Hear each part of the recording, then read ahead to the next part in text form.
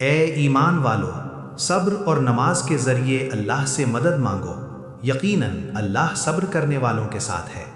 اور جو لوگ اللہ کی راہ میں قتل کیے جائیں انہیں مردہ مت کہو، بلکہ وہ زندہ ہیں مگر تم شعور نہیں رکھتے۔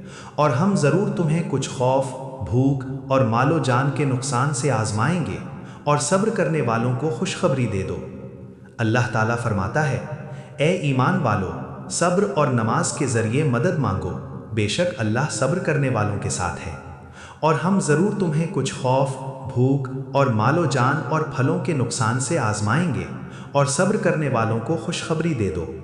وہ لوگ کہ جب ان پر کوئی مصیبت آتی ہے تو کہتے ہیں ہم اللہ ہی کے ہیں اور ہمیں اسی کی طرف لوٹ کر جانا ہے۔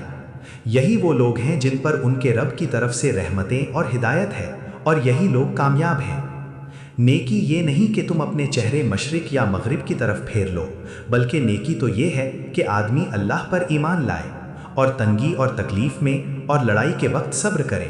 یہی لوگ سچے ہیں اور یہی متقی ہیں۔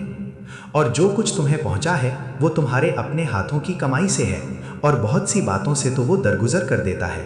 اور جو صبر کرے اور معاف کر دے تو یہ بڑی ہمت کے کاموں میں سے ہے۔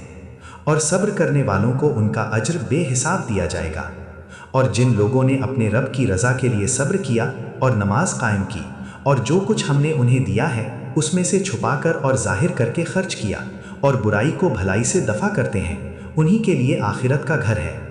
اور تم صبر کرو، تمہارا صبر اللہ ہی کی توفیق سے ہے، اور ان پر غم نہ کرو اور ان کی چالوں سے دل تنگ نہ کرو۔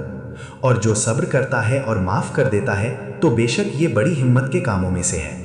اور صبر کرو کیونکہ اللہ نیکی کرنے والوں کا اجر ضائع نہیں کرتا۔ اور اپنے رب کے حکم پر صبر کرو کیونکہ تم ہماری نگاہ میں ہو۔ اور اپنے رب کے فیصلے پر صبر کرو اور مچھلی والے کی طرح نہ ہو جانا۔ اور بے شک ہم نے ان میں سے ایسے پیشوا بنائے جو ہمارے حکم سے رہنمائی کرتے تھے جب انہوں نے صبر کیا، اور وہ ہماری آیات پر یقین رکھتے تھے۔ اور جن لوگوں نے ایمان لایا اور نیک عمل کیے اور ایک دوسرے کو حق کی نصیحت کی اور ایک دوسرے کو صبر کی تلقین کی،